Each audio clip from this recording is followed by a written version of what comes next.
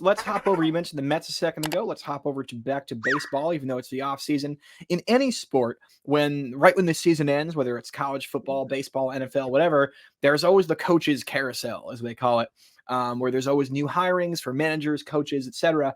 The Mets today hired Carlos Mendoza, who has been the bench coach of the Yankees for the last bunch of years. I talked to you earlier about it. You seem like you're not super duper familiar with him, so Mike and I can fill you in. But do you have any right off the bat, no pun intended, emotions about it, or are you just kind of like, oh, I'm glad they hired somebody? Yeah. Like, where are you at with that? Well, I honestly I'm not entirely sure because he was a bench coach from like what I've read, and I would have liked Craig Consell, like, but obviously you went to the Cubs. There are a lot of So teams after him. yeah, I mean that would have been. I think probably it was a good pivot. It was like he was probably like the nuclear option. Like if that deal went through, like if he went to the Cubs, okay, we'll get the basically Aaron Boone's second string.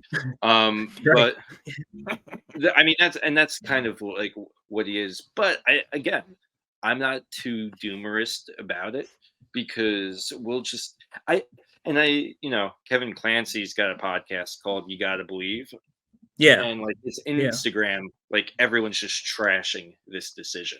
There's like a meme of Mendoza, getting hired, Yeah. and Shane Gillis with a gun in his mouth from like I some see, yeah. sketch. But Yeah.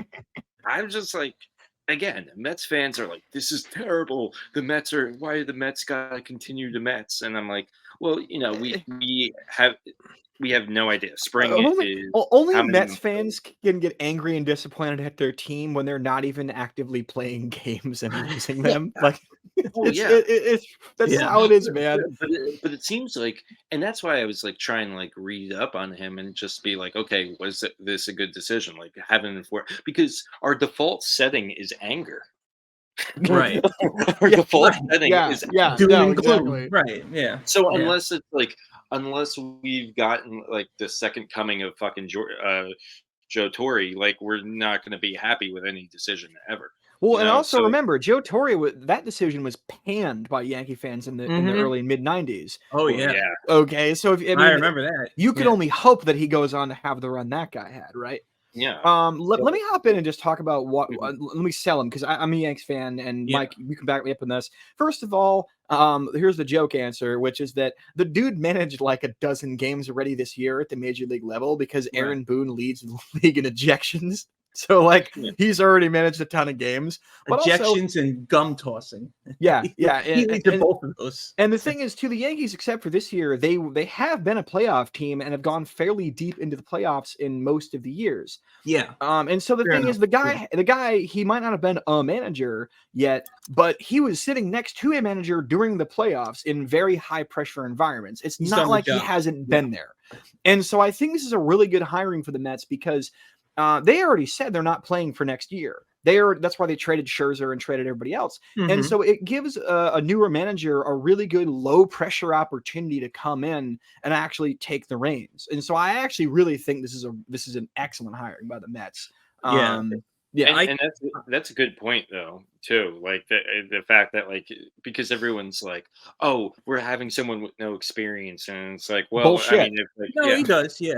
Yeah, Phil makes a good point about that. Is like he's in terms of experience, he's above. What's his name? Who they had for 2 minutes and they fired Beltran, and then Yeah. the guy who took over for Beltran, who's now the Yankees' third base coach. He had no major league managerial experience. He had minor league. So at least this guy has that. Now, in terms of what I can tell you about him is nothing because I didn't even know he existed until I heard the Mets were looking at him. So I don't, it makes me a bad Yankee fan. I guess I don't know who I don't know who the bench coach is in the Yankees now. I really don't know who Aaron Boone's staff is. I've reached the age where like I don't know half that stuff anymore. I just only know the players and Aaron Boone. But unless we get like make a Otani move and like get Otani, like we're not going to be happy. And I doubt anyone else has heard of this guy Carlos Mendoza. They just saw Yankee second string. They're like the Yankee second string manager. They're like, okay, well, the Yankees were terrible this year, so like we're just going to assume he was terrible too.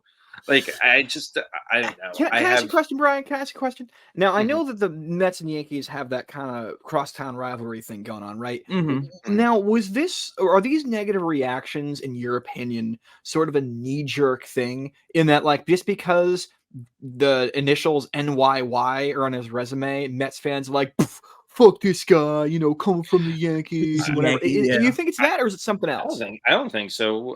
Buck Showalter was on the Yankees. Mm-hmm. Yeah, true. We welcomed him with open arms. I mean, like, I don't know. I think it's just anger and stupidity. It's just a combination of Yeah. anger and we're just like, "Grr." And like I get like why it sounds bad on paper. Like, it's just like, okay, well, like we're getting basically the bench coach like of the Yankees. Great. We're Right. basically getting leftovers. Like I get that initial reaction, but I just don't It's see. I mean, like, but I saw some people saying they wanted Beltran. Like they would rather have him but what over makes him this guy. And better? I'm like, yeah, Yeah. exactly. What Exactly. makes him better? I'm not saying he would do a bad job, but like what with no experience? See, to me, this just goes to show that more teams are opting for managers that the front office can control and let analytics run the team. And Okay, yeah.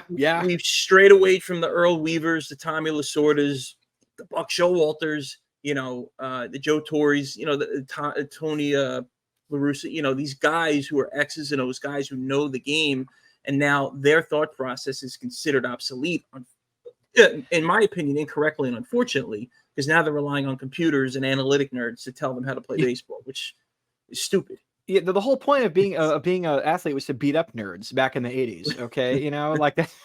Why are you relying on them now? But and Right. I think one of the It things is too, weird, yeah, in that one of regard. the things that people don't really take into account is that coaches, managers, whoever the case may be in any sport, they Uh-huh. have to come from somewhere. You're not Yeah. always going to hire a guy who's Yeah. already done the job at the same level. They have to come from somewhere.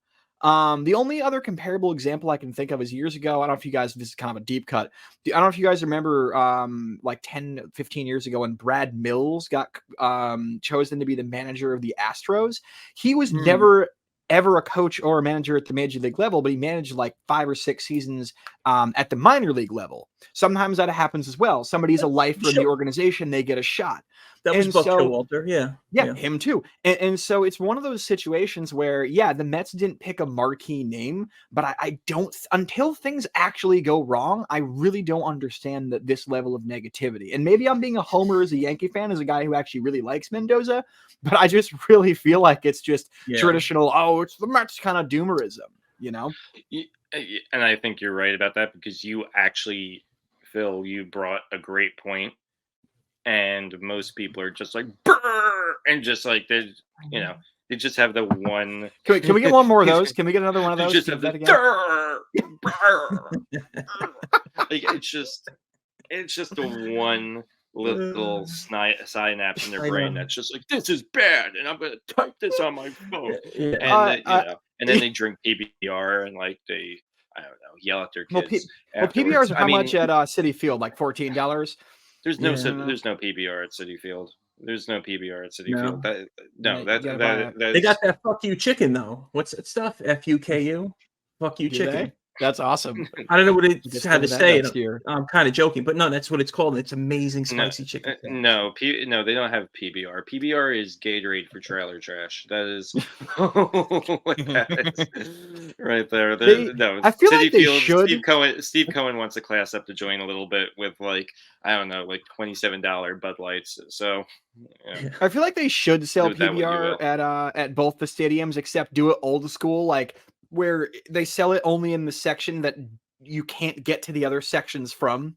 Like Right. we gate off the trash drunk fans, and then we just in their own little spot, and then we don't want them mixing with the general populace, Right.